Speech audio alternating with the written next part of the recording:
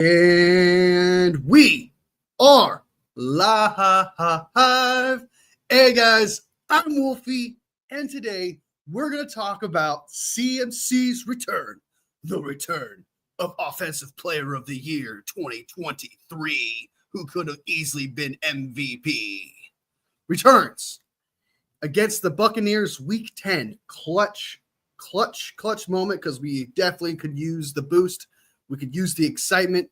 We could use the thing to amp us, use something to amp us up for this game. It is a big one. And then we'll talk about a couple other players coming back, and then watch a couple videos. Kyle Shanahan's last presser before the big game against the Bucs, and then all this, and of course CMC's interview as well afterwards. We'll check that out too.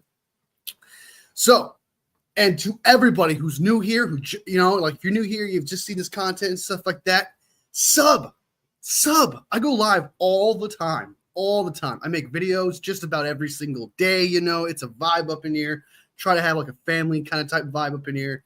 If you have a comment, something to say, throw it in the comment section. I usually try to respond to it as soon as possible. So be sure to sub, like the live, helps me out a lot. All right, so let's go ahead and jump into the big one, which is CMC's return to the 49ers. Got to face the Bucs this Sunday.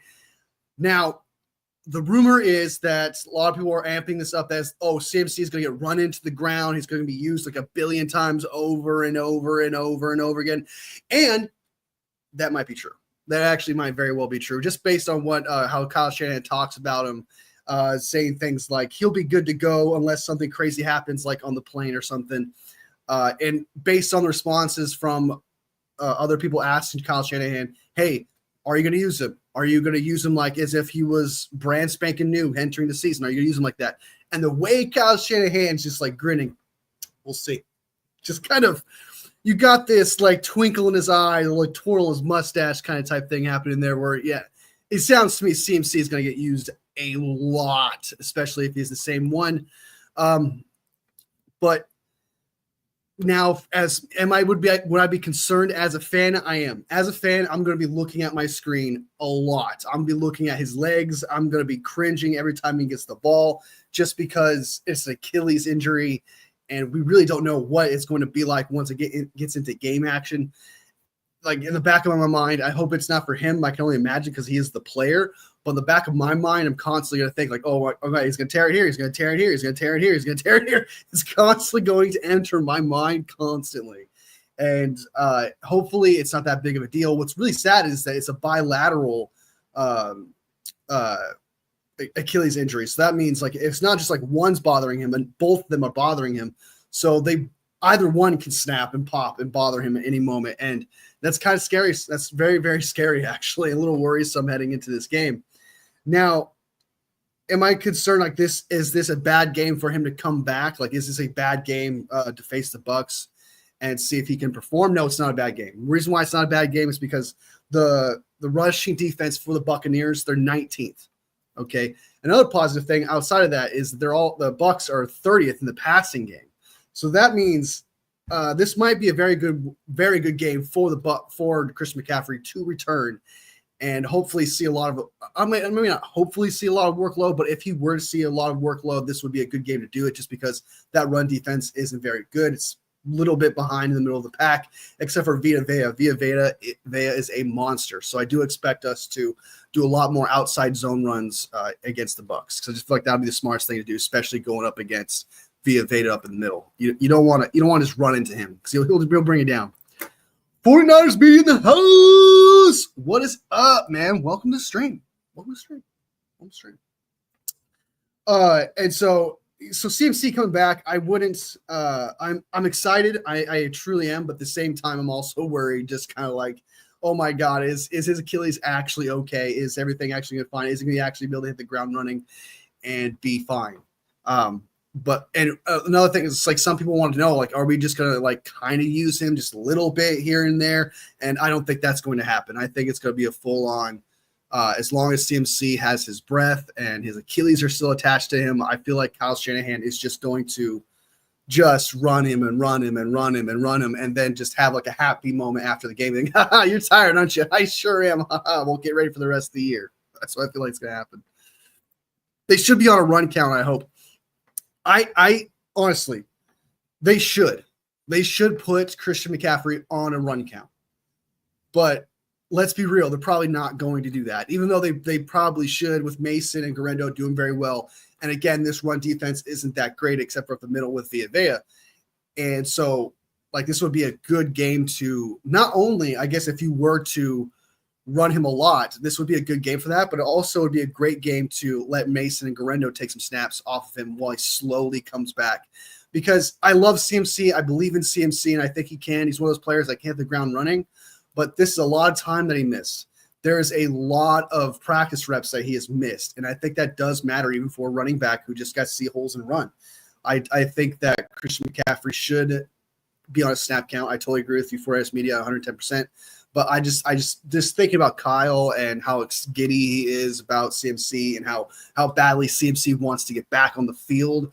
I truly can see him getting about maybe not as much as a typical CMC would get, but he's probably gonna see the ball like 20 times.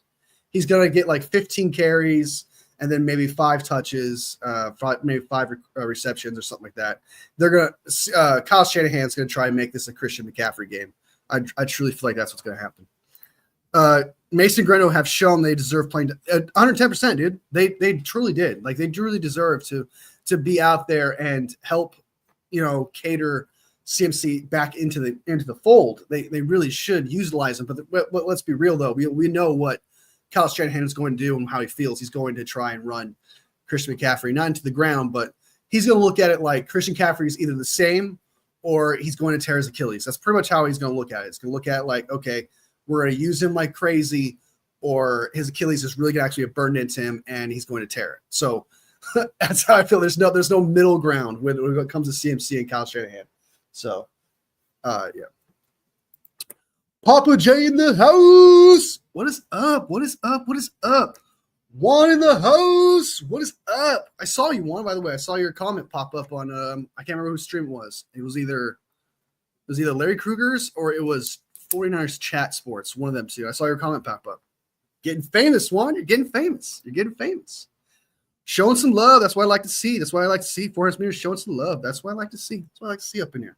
So to get into the closing conversation about CMC, how I feel about it, I totally agree with 49ers Media. We should slowly put him in there. Like, okay, he should do, like, seriously. There's 2 ways of looking at this. And one is, okay, this run defense is not the best. Okay, it's 19th right now, currently. And so you could look at it like, okay, CMC can build his confidence against a poor rushing defense, and he could get this would be the defense for him to go off on, right?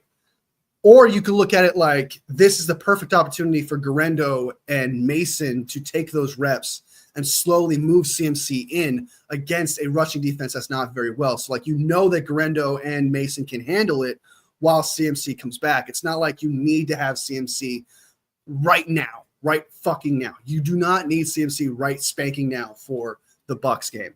So I could see why using him like just a lot to like get like to hurry him up, hurt the process, to like get him back in the fold again.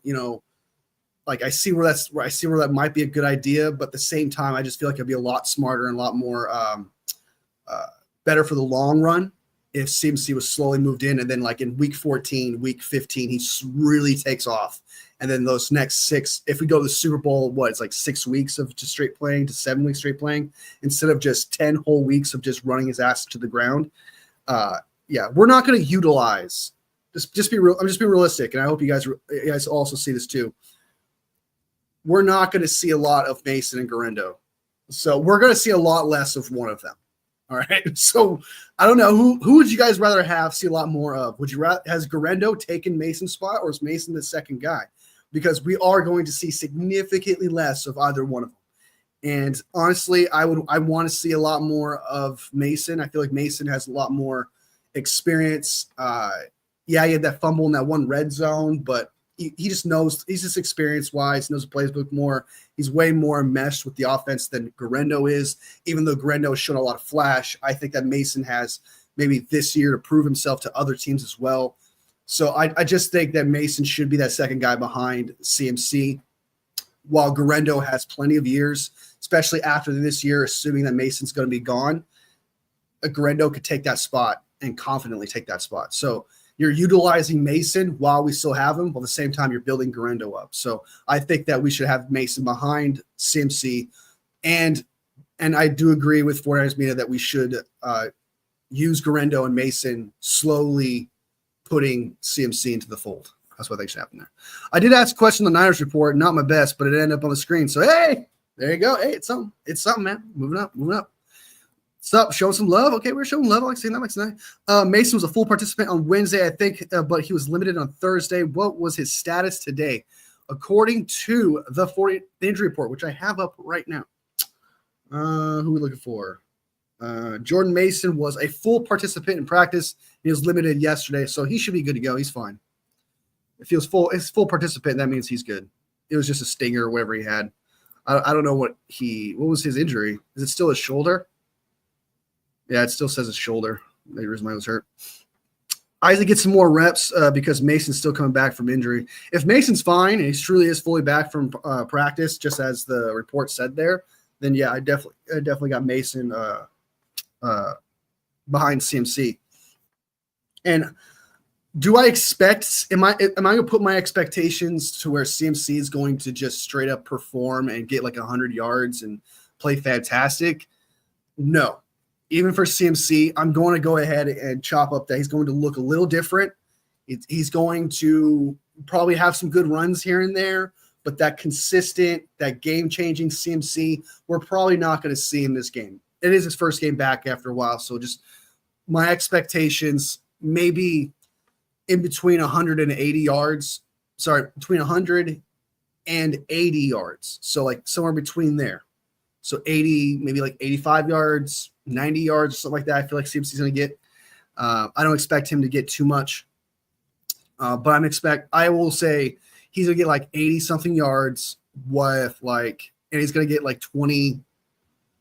He's going to see the ball 20 times, be it running the ball or catching it. So I think he's going to have 20 snaps of touching. He's going to have 20 touches. That's what I'm looking for, 20 touches. Give CMC half the carries, maybe 3/5 if you're really feeling good. Actually, no, half the touches and not half the carries.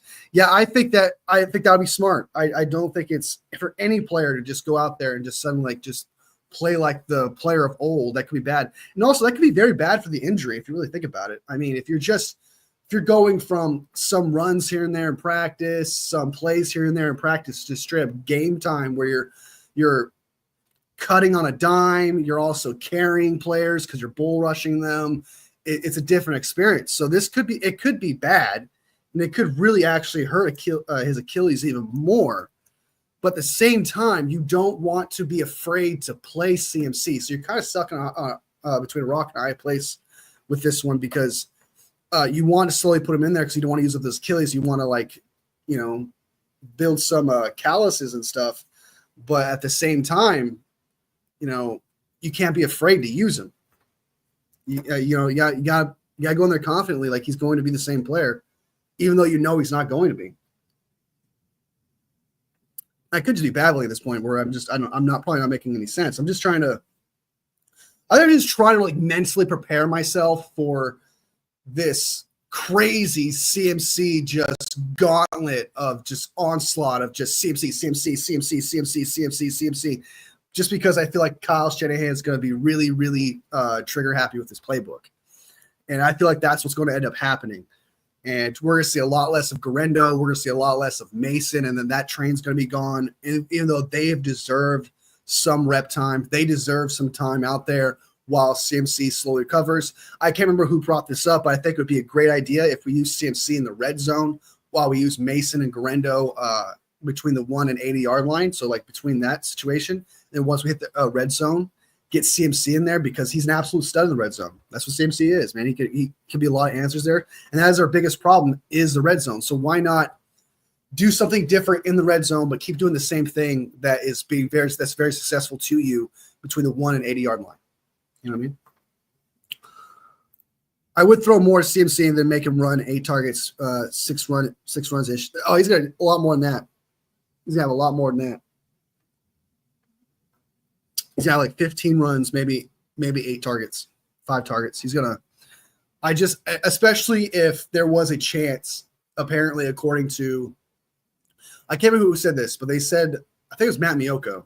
I could be wrong, but they said that technically CMC could have played against the Cowboys, so that technically he's been ready since the Cowboys, and so it's possible that they wanted to make sure he was actually fresh and actually ready to go, because to come the day that we actually use him again, Kyle Shanahan's going to be using him like crazy. So it's possible that Kyle's going to go into this with the full expectation that, all right, he's 100%. He's not been banged up, hasn't played all year. He should be fresh, good to go. And the only thing that held him back was his Achilles, and his Achilles is fine. So that means CMC, this plus this plus this plus this equals a shit ton of workload for CMC is how I look at it. That's the equation I see in Kyle Shanahan's head with that. So let me know what you guys think. Do you guys think this is crazy? Do you think Kyle Shanahan going in there just going to use him like crazy, like a back, like just constantly barrage and onslaught of CMC, just using him like that? Or should we reserve him, man? Should we like just hold back our secret weapon a little bit until we truly need him? And I kind of like the latter there, where I think we should slowly move him in and then let him hit the ground running like week 14, week 15-ish, or if we truly, truly, truly need him. So like if we go in the Bucs game, slowly lose him, we lose that game, and we're down, 4-6, and we desperately need that offensive player of the year, then yeah, go ahead and do that. But I don't think against the Bucs it's going to be that kind of situation where we need old CMC, where we need offensive player of the year CMC. I don't think that's the case heading into the Bucs game. And by the way, I do have us beating the Bucs. I think we're going to do pretty good. Baker Mayfield's been dealing with a toe injury, but he should be playing according to news reports. I think this team, even though the Bucs did pretty well against the Kansas City Chiefs, I still think this team should beat the Bucs. Still, there's nothing that says they shouldn't. I mean, they have a poor passing game, poor passing defense, poor rushing defense, and we're very good with the running game with Mason and Garendo, now CMC coming back. And with that passing game, they're terrible pass defense. While our biggest struggle right now is receiver, this is a perfect opportunity for Brock Purdy to go off. This is a perfect opportunity for this offense to go off. It's a perfect opportunity for this defense to show up. I think it's going to be like a 27-20, maybe 27-17 game, 49ers. I think that's what's going to happen here. I don't think the Bucs have the firepower, and this might be weird to say just because the 49ers are 4-4, not doing very hot, but I think coming off the bye week, beating the Cowboys, getting CMC back, momentum, everything's shifting towards us. I think that the 49ers are going to win this game. I'm really confident that we would win this game. There's a lot of games where I thought they were trappish, such as like the Rams. Any division game is usually a trap. The Minnesota Vikings game, I had a bad feeling about that one just because the vibes are on that one, and the Kansas City Chiefs one, obviously, because they have our number. But for the Bucs, man, there's nothing really that's telling me, hey, that they're just gonna for sure defeat us and that we're for sure underdogs. You know, I just don't see that. Make him have limited snaps in the Bucs, Seahawks, Bears, Dolphins game, then give him around snaps Packers, Rams, Cardinals, Bills, and Lions game. Yeah, definitely. When that Packers game comes up week 13, 12, because it goes, I think the Packers game is week 12, and I think that's what we should use. We really could use him. So, because right now right now the 49ers going 10-7.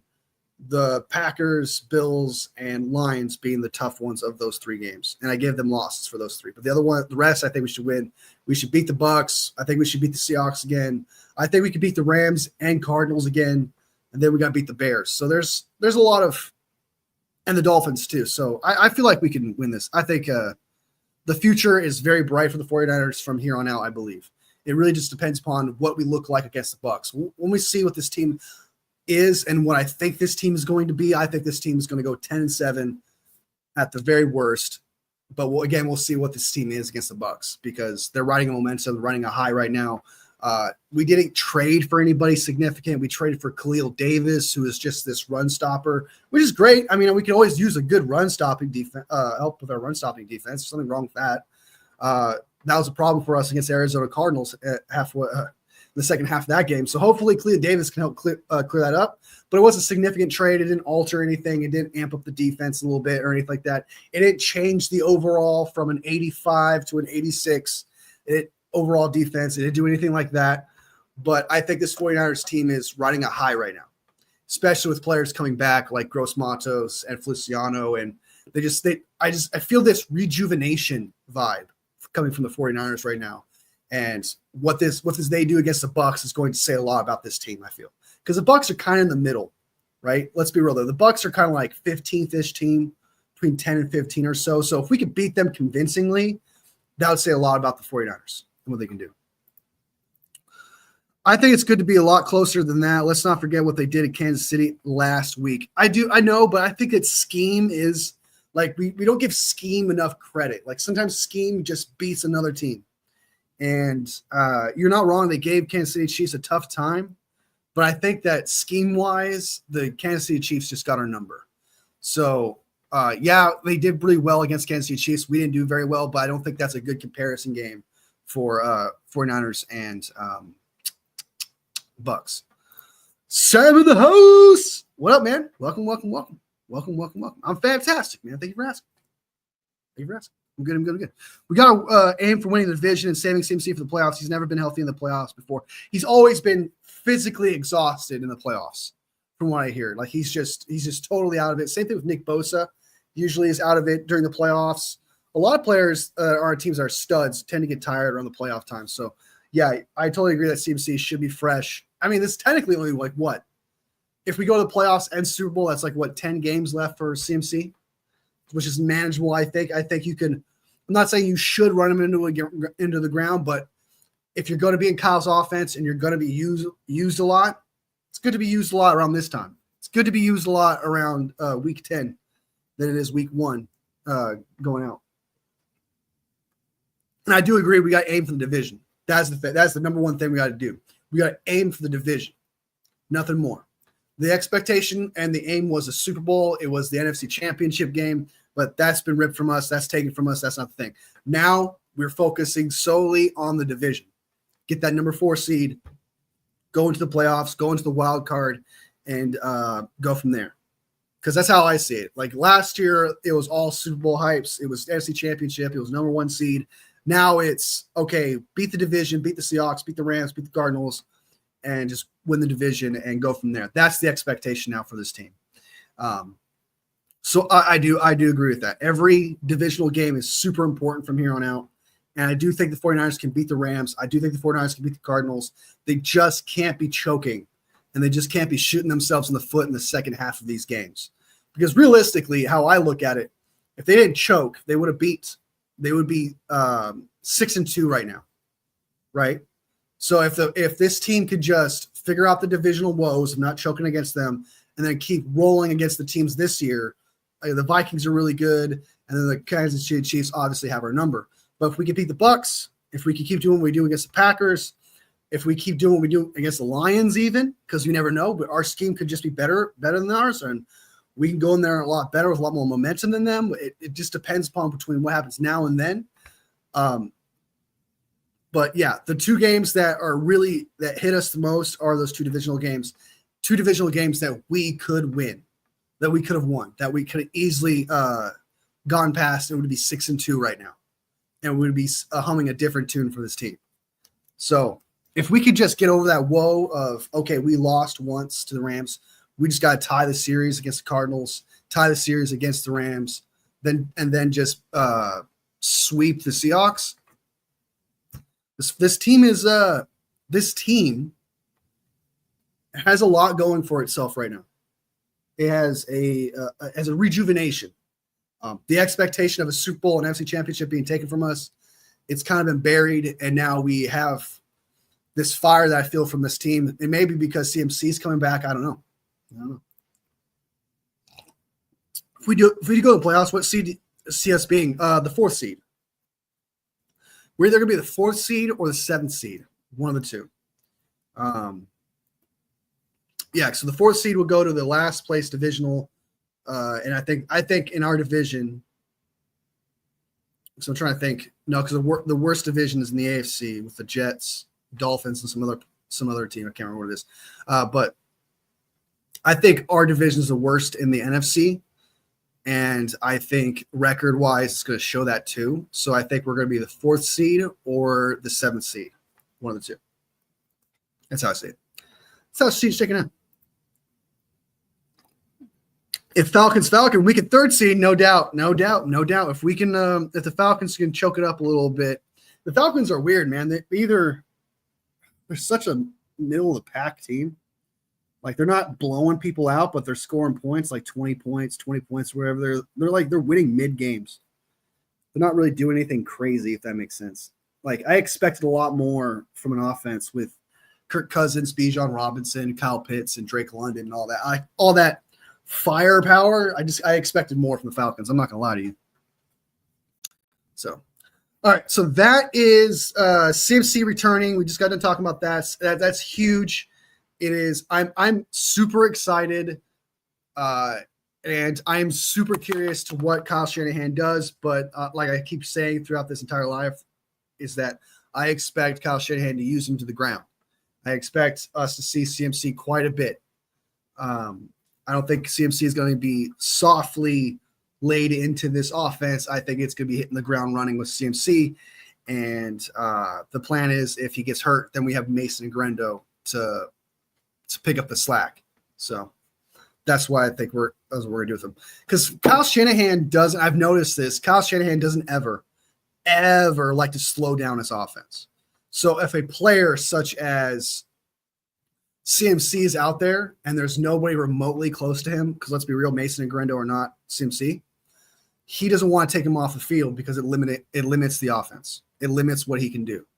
So if Kyle Shanahan can get away with just constantly maximizing his offense all the time, then he will do it. And that's how I see him using CMC. He's just going to constantly try to maximize his offense at every single moment and every single turn, instead of just picking moments to maximize his offense.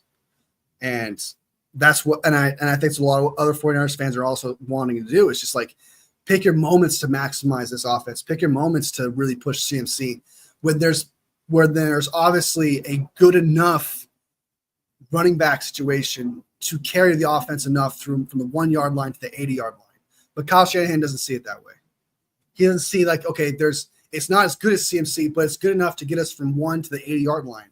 He doesn't look at that. He looks at it as like, CMC's this crazy ultimate superstar weapon that I have on Madden, where all the injuries are turned off, and I'm just going to run every single play with CMC.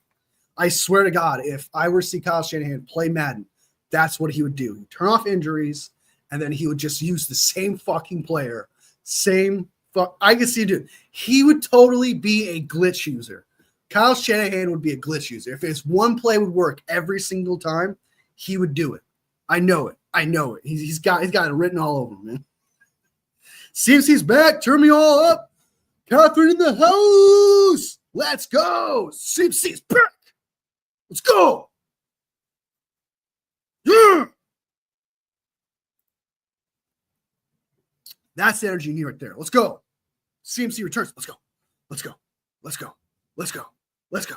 How the song goes, I don't know how it goes, but he just goes like, let's go. Let's go. Let's go. I would say that we should stop using CMC in the 3rd or 4th when we have 2-score lead, but we might choke that. Yeah, it's brutal. It's brutal. It's so far this team this year has not put together a full game. I think the closest we've done to that was against the Patriots, and that's the worst team in the NFL, right?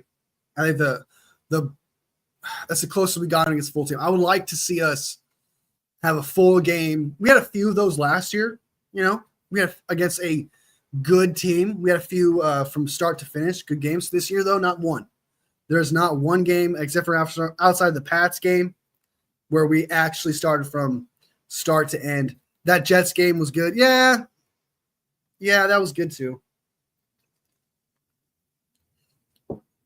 I don't know. It's not enough oomph from this team. Yeah. Although the Jets are bottom 10. Yeah. At the time, we didn't know what the Jets were. Everyone thought the Jets were going to be crazy good. And we thought we were crazy good. So, like, the Jets were getting amped up. Like, oh, they're just slowly getting back. Aaron Rodgers is going to come back. They'll be fine. At the time, 49ers were like, oh, my God, they dominated the Jets. the 49ers are going to go undefeated and all that. I remember that. I remember that talk. I remember those Jets days. I remember that Jets week. We were feeling pretty good about ourselves as 49ers fans. I'm not going to lie. I am curious, by the way, for CMC's return, we do need to make a roster move to put him on the roster. So we do have to end up getting rid of a player, and I don't know who we get rid of. I wouldn't mind getting rid of Ronnie Bell, but that's not going to happen. I wouldn't mind getting rid of Ronnie Bell and then pulling up Russell Gage. That's a different story. I don't think we'll get rid of P. Taylor. I think we're going to keep 4 running backs on the roster. Maybe Ben Barch, if he's still on the team. I don't think he is. Because we got to clear room for Feliciano. We got to clear room for CMC, and we got to clear room for Gross Matos. So that means a couple players are going to get kicked off this roster. I don't think I kind of failed you guys. I didn't sit here and think about it. I did not sit here and write down names. So this would be this thing on top of my head. Who would we get rid of to replace those people? We would easily keep Bill Jr. Who else did we keep? Man, that would be tough. That's tough. Man, I can't think of any player on the top of my head that we would get rid of for those players, but we have to make room for Feliciano, make room for CMC, and we have to make room for Gross Matos. Would we get rid of P. Taylor to bring in CMC? Would we do that? I don't know if we would. Wide receiver wise, I think everyone's fine there. Leave the roster. Okay. Let me bring it up for you guys real quick. Let's look at the roster. So we got to make room for 3 players. CMC, Feliciano, and Gross Matos. Adrian Amos is on the practice squad. I'm pretty sure. What's transactions say? Okay. Oh, there it is. The 49ers have waived running back Patrick Taylor, which opens up the spot for CMC. It is official. We got rid of Patrick Taylor, running back. Probably try to get him on the practice squad if we can. That's probably what's going to end up happening. But we ended up cutting Patrick Taylor Jr. for CMC.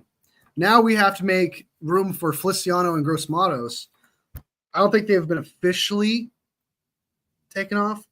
The 49ers acquired Cleo Davis from Houston Texans in exchange for a 27th round pick. The team signed Russell Gage and Deshaun Gibson to the team practice squad, released wide receiver Mick Turner from the practice squad, and opened the practice window for Yetur Gross Matos. All right, so their windows are just open. They're just not officially placed on the roster yet. While Christian McCaffrey is the only one out of those 3 that's officially going to be activated for this game. And then we obviously moving Patrick Taylor out is the move to get CMC on the roster. But if we get your two Gross Matos and Feliciano back whenever they decide to activate him, which doesn't seem like it's going to be this game, they have to get rid of 2 players. So they have to cut 2 players. I don't know who that would be. But appreciate you, Patrick Taylor. Appreciate you, what you brought to the team. Appreciate you showing up when we need you, man. You didn't fumble the ball, which is the most important thing. So appreciate you. But, hey, we got CMC back. Whoop, whoop. 23 on the field with 13 is going to hit like crack and not plumber's crack. It's going to hit like, the good crack.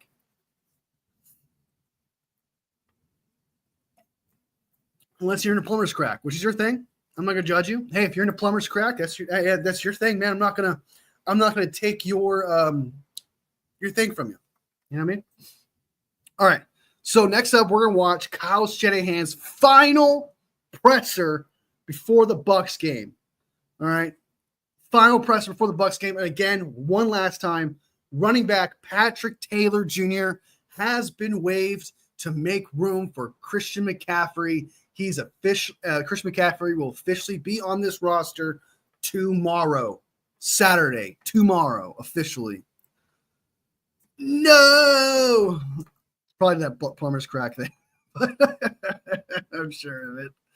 All right. Okay. So let's go ahead and look at this tired Kyle Shanahan because he looks tired as fuck right here. I'm not gonna lie to you. He looks kind of tired. Not gonna lie. So, all right. Let's take a look. Here it is. Kyle Shanahan's final presser before the Bucs game. Hopefully, it's good news. Fingers crossed. Fingers crossed. I think hold on. I got a couple comments that are not popping up. All right, no. All right. Okay, I got my comments back up. All right. Let's go ahead and watch this I can't speak video. Live. This video of Kyle Shanahan talking before the Bucs game. I know that the service for Mooney's daughter was today. How much representation from the 49ers was there to your knowledge? No players or coaches could go, unfortunately. I know Lynch went out there. I don't know the exact number, but a number of our support staff. I know Austin, Pastor Earl. I got a FaceTime with Mooney yesterday. Lynch. Players can't go to that? Coaches? I understand you have a game to go to and stuff like that, but he kind of made it sound like you actually just can't go to a fellow players. That's just how it sounded. I'm not saying that's how it is, but it sounded like you can't go to a player's funeral, player's daughter's funeral. That's gotta be at the service. I talked to him earlier today after it ended. It's a great service. He had a hell of a eulogy that he did, and I was very appreciative of everyone's support throughout all this. 110%, man. 110%. Feliciano being questionable mean that he could be activated before the game? He could, yeah. Probably not, but we still have some things to decide here in the next 24 hours, but it's kind of comparing to a lot of other spots. No Feliciano. With Christian being questionable, is that a situation where you can't list him? You have to list him as questionable. Yeah, we'll take him off IR or whatever it is tomorrow, and then he'll be good to go. So unless something crazy happens on this plane ride, he should be good to go tomorrow once he gets off IR. All right, so he should be good to go probably Saturday, sounds like. And then Feliciano doesn't sound like he's going to be back this week, probably next week. Juan says, make Feliciano the center now. I'm tired of Brendel. God, honestly, I want to make sure Feliciano is good though. First, I know exactly where you're coming from. I want to see a change there too as soon as possible.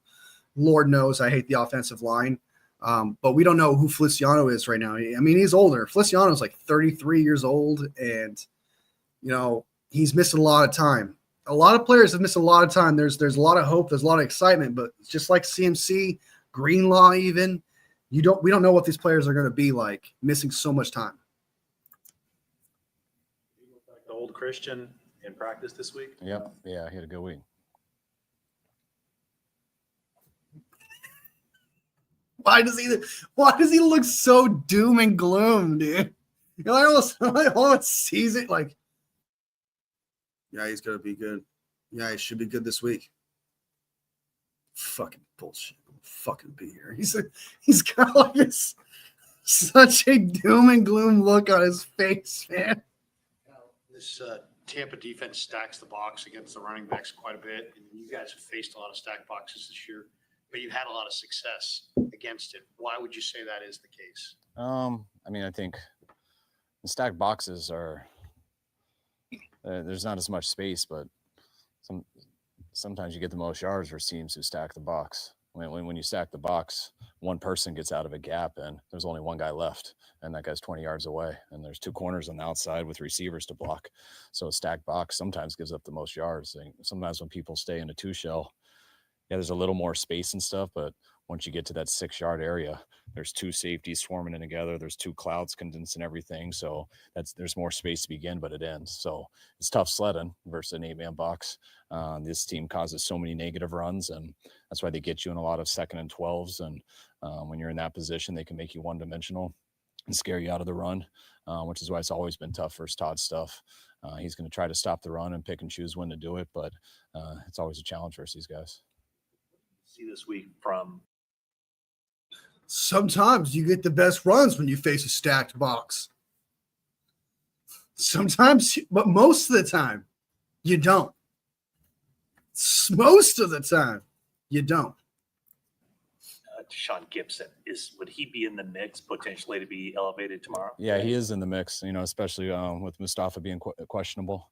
You got a week in practice at Jacksonville. He's done awesome this week. In his 3 Mustafa, days. no. We'll discuss that with him over these next 24 hours. It's nicer being on the East Coast. We get till 4:00 instead of 1. But those are all things that he looks good enough to do it. Just kind of depends on the health of everyone else. I mean, the defense hasn't changed at all with the coordinator change. No. Enough. Yeah. Sam Okone was here at the end of last year, but I don't know, did you know much about him, and do you have any real expectations for him to contribute, like say in training camp? Yeah, we did in training camp. Started kind of in OTAs, just why, I didn't really know much about him at the end of last year, him getting here so late and stuff. But I knew everyone liked him, and then watching him in OTA, phase 1, phase 2 OTAs, just us watching how he moved and stuff, an individual, we were excited about him. And then he had an unbelievable training camp. Training camp, he was one of the best players out on the practice field, and we were real excited about him. And then he pulled his hamstring, so I think it was his hamstring. So he missed a number of weeks and didn't really get to do it as much in the games, and kind of went a little under the radar there. But his first 10 days or whatever, he was a problem in camp. You mentioned when he was on What gross mono? practice squad at the beginning of the year, he wasn't really into giving good looks and getting practice squad player of the week. He wanted to be disruptive and piss people off. He said he may have succeeded in doing that, was getting you pissed off a few times. Is this accurate? Definitely.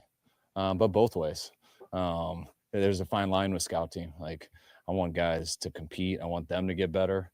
I also want them to get our guys ready to play. And the way you do that is by competing. You don't sit there and brother-in-law with people and just say, hey, let's just kind of do this, make coach happy. Like, that doesn't get someone to compete, or it doesn't get someone ready for Sunday. But also, you can't just go wreak havoc every single play and do stuff that they're not going to see in the game just to get noticed. So there's a fine line with that. And he is such a violent guy, and can't cut and stuff in practice. So, when you have guys just teeing off on people and there's no threat to cut, that's one of the most unfair things in football, because you just got to stand up and take it. That's why I always believe in cutting, not so because you do it, because if people know that you can cut someone, then they can't just go reckless kamikaze right at you and just run you over. And he knows we can't do that in practice. So he did that a couple too many times to our backs and stuff. And that's when I got bothered by him. But I also got pumped up because half the time people were complaining about him. I got on the guys complaining about him, because if they wanted to do something, block them. So there's a fine line in both, but he was a stud on practice squad. He just kind of had to learn how to totally do it. Did Moody make about the progress you expected from when he had his sprained ankle? More than it. I mean, I have a lot of experience with high ankle sprains, and they're one of the most aggravating, annoying injuries that a player can get. I didn't have any experience with a kicker getting it, especially on his kicking foot. So I just assumed that would be IR and stuff, and especially on his kicking foot. But I was kind of surprised. He said it would be worse on his plant foot, just me not understanding truly how to kick. So I was surprised he came back by now, but he's looked great this week, and it's been awesome to have him back, and should be good to go here on Sunday. See much from Khalil Davis, the new guy, and how important is it to just have Khalil Davis, large rotation of defensive linemen with that heat? Khalil Davis. It is important, definitely. With the heat especially, I think it's always important, just the style that we play. We like 8 guys up. We'd always like to get 9 guys up. You just can't always. And we've had guys banged up this year, starting with Hargrave, losing for the year, not having Kevin this week. Clea coming back late. It's going to really be tough with Khalil Davis and Clea Davis for me. But no, we need more depth just with the injuries, and the more the merrier. And we were pumped to be able to get him here, and he's fitting very well this week. Familiarity with Houston's coaching staff, something that helped get that across the finish line there at the last minute? I mean, I think that'd be more of a question for John. I don't totally think so. I mean, I know all 32 teams discuss any possibilities. And Is there a secret relationship you have with the Houston Texans to get a player like Khalil Davis? Is there like some sort of agency that you guys are with that just allows you to trade for such an ultimate player in Khalil Davis? Like, what kind of question is that? We called about a depth piece guy to be like, hey, can we trade for your death piece guy because we're not doing very good at the run stopping situation? You're fine with that third string D tackle you got? Okay, great. That is the secret. Was it like, is it some like, do you have an in with the Texans to get such a player? It's like, let's calm the fuck down, dude. Calm down. And every single player, and he was a possibility, and we look into everything. And when I'm sure they floated that out to other teams too. But when when you're getting a player that you don't know, and you have guys that do know him, that you trust, and also that scheme wise, you can see him do stuff. So you don't have to just imagine if he could do it. You can see him do it a little bit, and having guys like Malik and stuff on our own team who could vouch for him, that stuff made it a lot easier for us to pull the trigger. Was Bosha able to do this week? And are you at all concerned about him on Sunday? I am to a degree. He wasn't able to do a lot. I mean, he definitely was extremely limited. Hoping he'll be all right, but we'll see on Sunday. Going into the bye? No, just banged into somebody, got a little hip pointer, and just bothered him. I think it was real early in Wednesday's practice. All right, guys, thanks. You're good to go, Kyle. You're good to go. We used you. We're good. Okay, we're good. All right, so Kyle Shanahan seems excited about using CMC. Says that Feliciano will not be back this week. We're probably back next week. So that player I talked about where we have to get rid of a player to bring up one player back, that's not going to apply for Feliciano, and that's probably not going to apply for Gross Matos at this point. I think we would have seen a player released by now, and then we'll know. We'll definitely know tomorrow if Gross Matos is back. But if he's not back this week, he's definitely going to be back next week, according to Kyle Shanahan, from what I gathered there. They liked Khalil Davis when they traded for him. Apparently Malik, not Malik Mustafa, but why can't I think of his name? The guy we traded for from the Texans. You know what I'm talking about? He vouched for it, and that's how we got him. Personally, I don't think you need to vouch for what I'm trying to say. It's not like he's high-end, super expensive D tackle. Hey, are we taking a risk on this kind of type thing? I don't think it's like that. You know what I mean? Like you got a depth D tackle piece. Like it's nothing crazy. I think it's so weird how the guy asked that question, worded it that way. So how do you just have the in with the Texans, to get such a player? I don't know how I feel about that. Anyway, we got Khalil Davis. It's exciting. CMC comes back this week. Feliciano, Gross Matos most likely will come back next week. We will have to get rid of two players. And then, like I said earlier, we got rid of Patrick Taylor Jr., who is our fourth running back, with CMC coming back. So he's going to be gone, probably going to be back on the practice squad. I wouldn't be surprised. Or he'll be at home waiting for his phone call in case CMC gets hurt again, or Garendo or Mason end up getting hurt. One of the two. I don't know. We'll see. Juwan Jennings expected to be back. Debo is expected to be back. Wisnowski had a back problem. He should be fine. Jake Moody apparently shocked Kyle Shanahan, like you had just heard in the presser. He's shocked that Jake Moody came back so soon. It seemed worse, and apparently he never went on IR, even though I thought he did. I could have sworn he went to IR, Jake Moody. But no, Jake Moody did not go to IR, and he should be back, ready to kick. We did cut Anders Carlson, I think Wednesday or something like that, so early in the week. To keep Moody on the roster. And then obviously Ward was gone with his daughter. So a daughter's funeral, that was yesterday. I think he said yesterday or the day before. I don't remember which day it was, but Ward's not going to be playing, which makes sense. I mean, it's a pretty big thing. I feel so sad for Ward on so many levels. I can't imagine going through that. So, just seriously, prayers up to that guy. I mean, I hope that he mentally gets through it. And, because for something like that, the only way out is through. And when the only way out is through, sometimes for a trial like his that he's going to be going through, I hope he gets through it. I truly do. It's not something I wish on anybody. All right. So next thing we're going to look at, we're going to let Christian McCaffrey. We haven't seen a Christian McCaffrey interview in forever. So what we're going to do is we're going to check out a Christian McCaffrey interview, see what he has to see what it looks like, what the vibes are. Does he look nervous or does he look excited? We'll see. Does he do that weird funky eye thing where he's just all the time? Does he do that still? We'll find out. We'll find out. We'll find out. Juan says, I think Mustafa's going to play. I think Mustafa's going to play too. I don't think that's an issue. I'm not hearing enough buzz or negativity from Kyle Shanahan from his interviews or anything like that he's not going to play. I think Mustafa's going to play too. Should have gotten Savage. You know that's a joke. You know that's a joke. It couldn't happen. It's not possible. It's not possible. Strawberry in the house. Can't type. I'm driving. Hey, but you still managed to somehow whip up this screen, man. You know, that's talent. That's talent right there, man. Appreciate it. Hope you drive safe, man. Always don't be texting and driving. It's smart stuff. All right, so what we're going to do is next. Last thing we're going to do is we're going to check out Christian McCaffrey's interview, and then we'll do our final thoughts, and then we'll bounce. And enjoy our Friday. We'll enjoy our casual Friday. So here we go. All right, let me bring it up. Boop. There's that. CMC return via Larry Kruger, the Krug Show.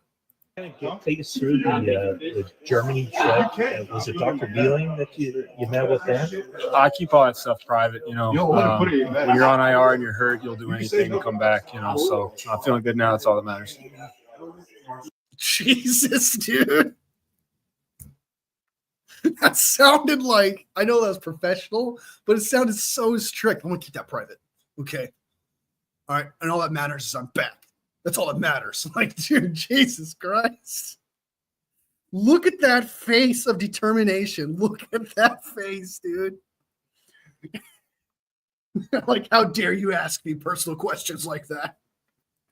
Like, God. I don't know about you guys, but I felt that. They said that rest was the most important component to it. Would you agree with that, or would you say that? Wish it was that easy. Yeah, I wish it was that easy. You know, it's a combination of a lot of things that go into it. Our staff did an amazing job. Look, the last 8 weeks were extremely unfortunate for me. You know, it's very tough being injured. It's tough physically, mentally, emotionally. You know, especially when it's just not how you planned it, it wasn't expected. Some stuff just went wrong, but I'm feeling great now, ready to go. How did you get through that time? Just one day at a time, you know. You just gotta, you know, trust in God and just take it one day at a time. You know, I mean, it can be dark sometimes, you know, and especially with something like that you feel like it's, you know, having to watch games, you're physically in pain.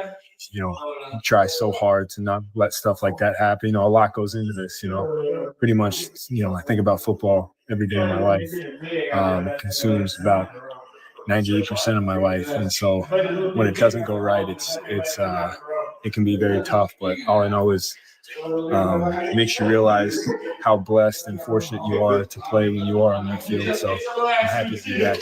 Kyle said, you could feel it, dude. I don't know if you guys feel it or not, but it's got like this, like he's taking up room with his aura kind of type vibe right now, where you just feel that, like, I want to get back there and I want to play. This is my fucking life. That's what it feels like, dude. I can just, he's chewing his jaw to death.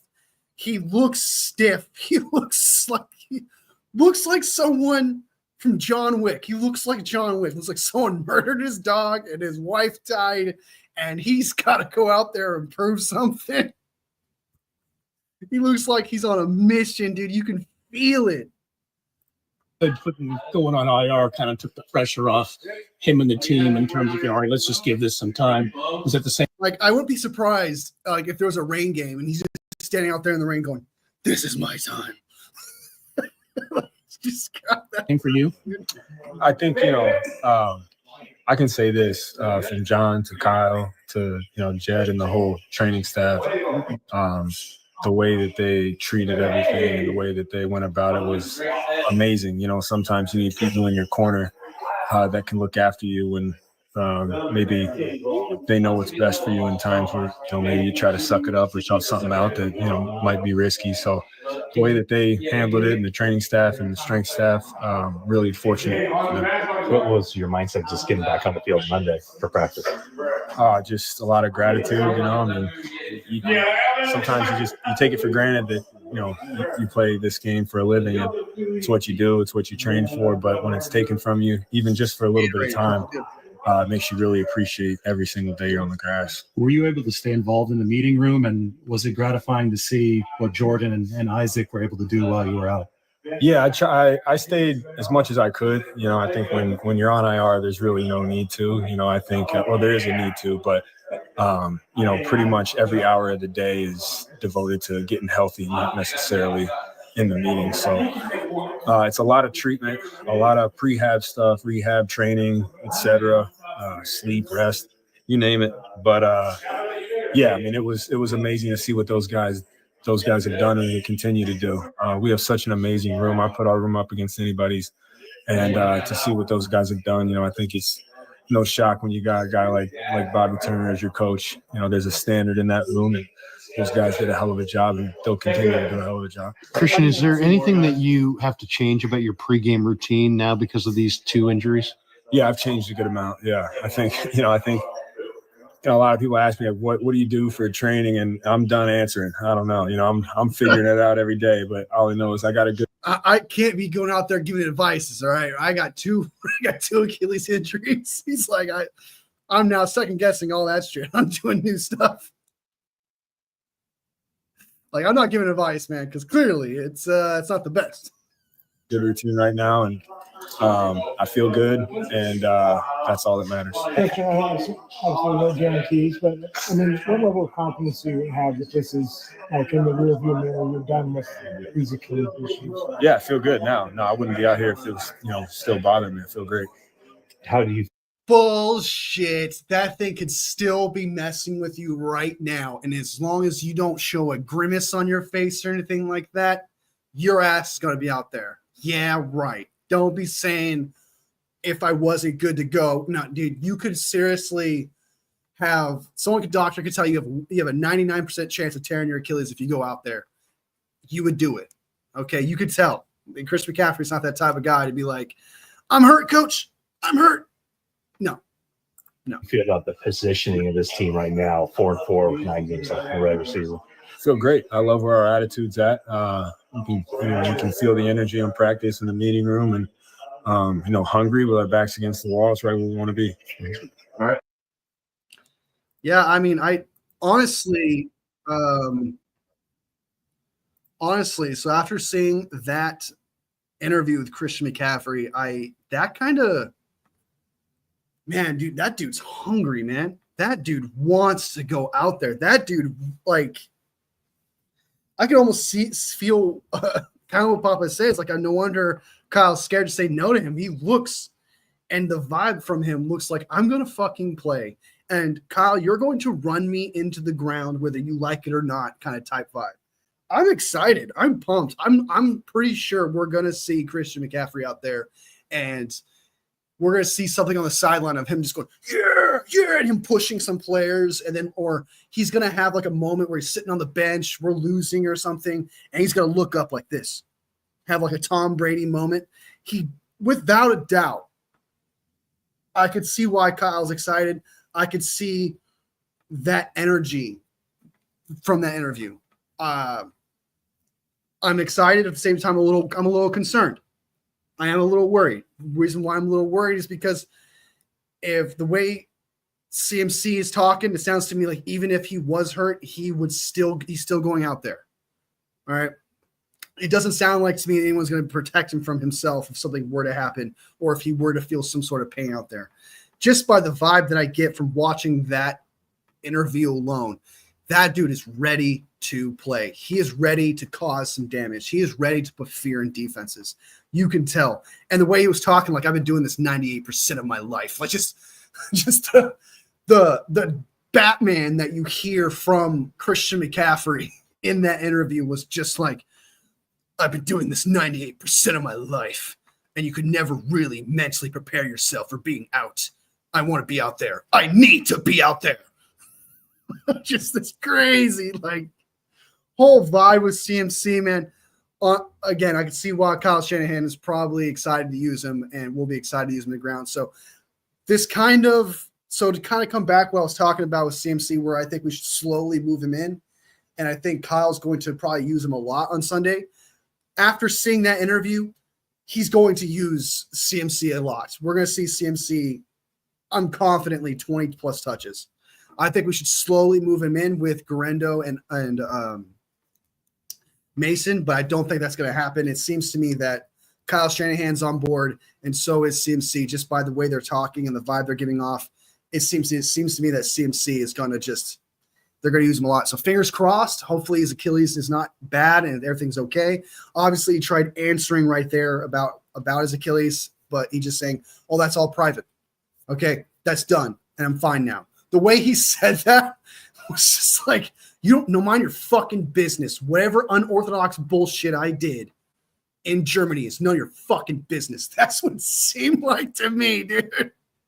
It was like, you don't need to know what I did, motherfucker. That's what it seems like to me.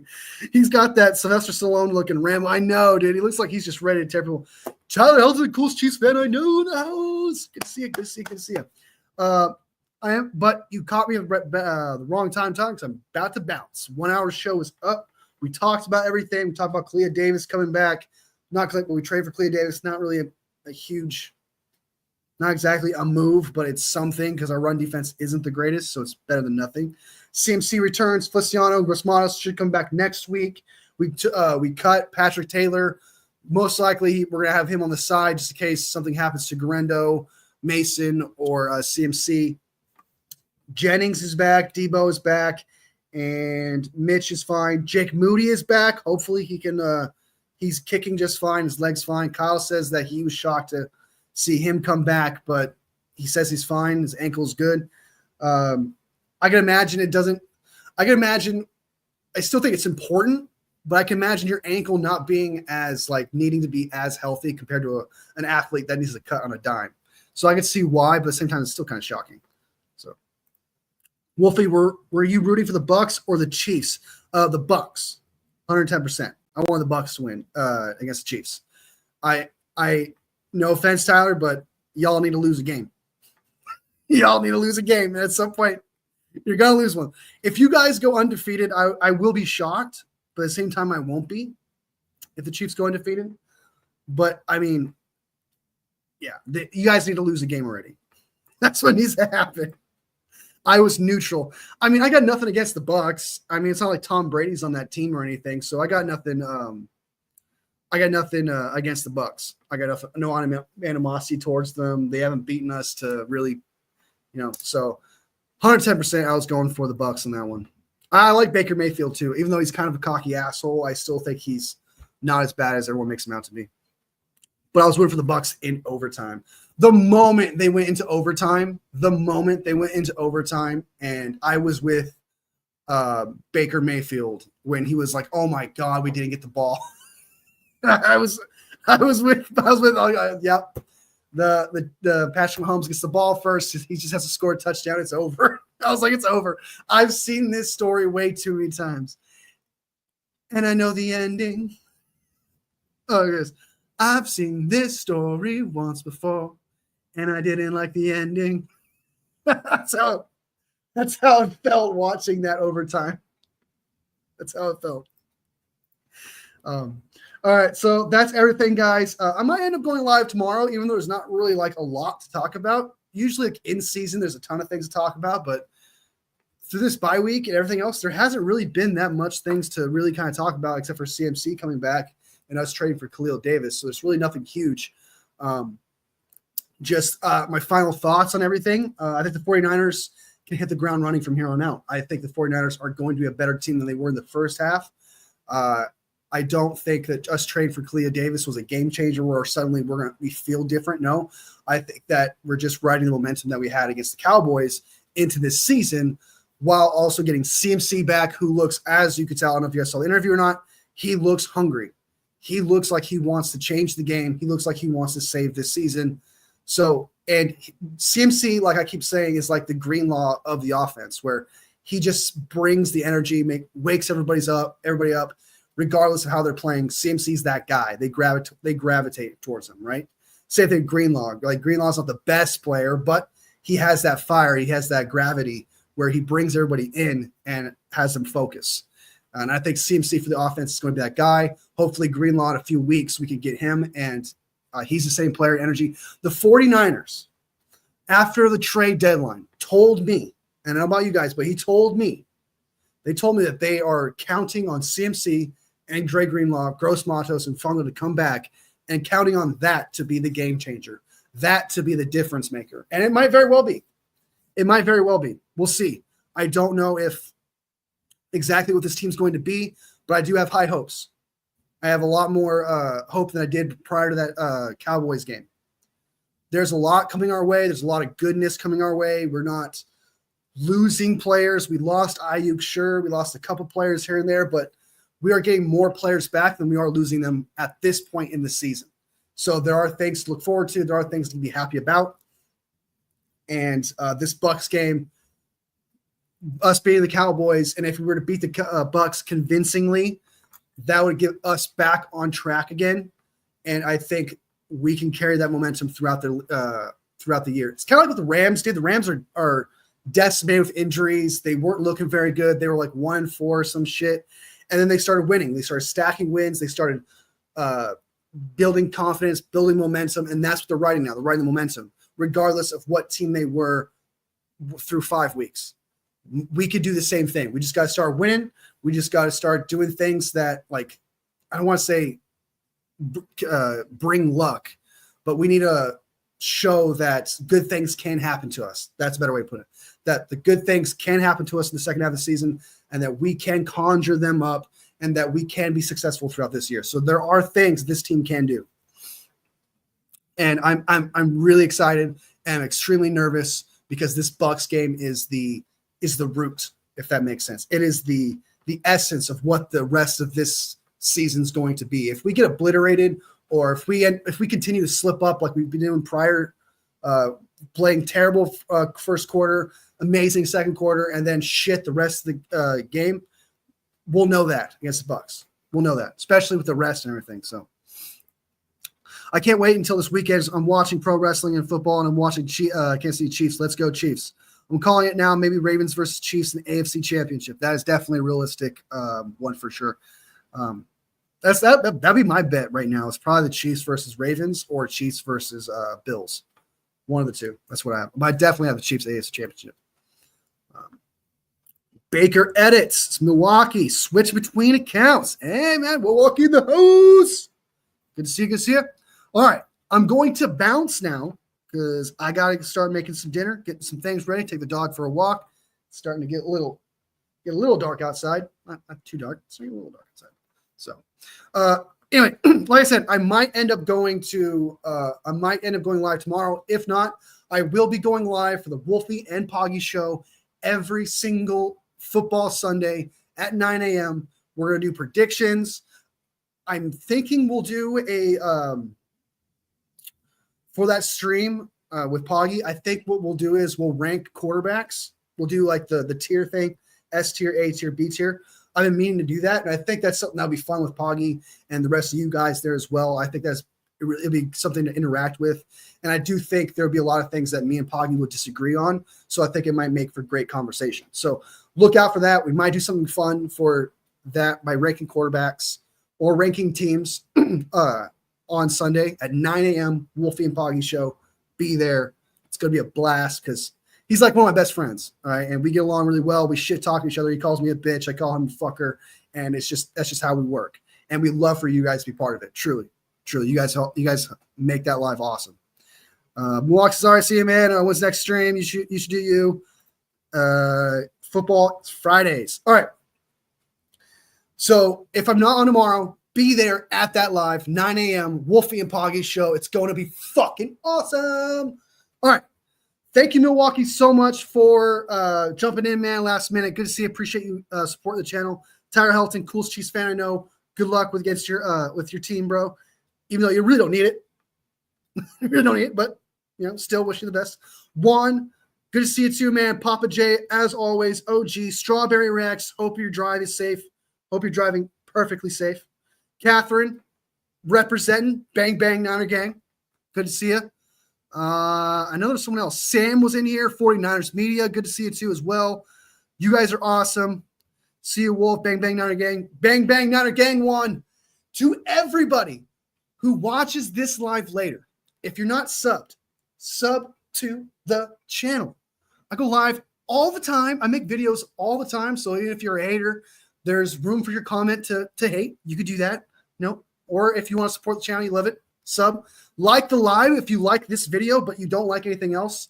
If you think everything else I do is trash, but for some reason this live right here was it, if this was it for you, click that live. Not the loser button, but the like button.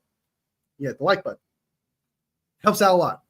All love, fam. I'll see you soon. I'll see you soon. I'll see you soon.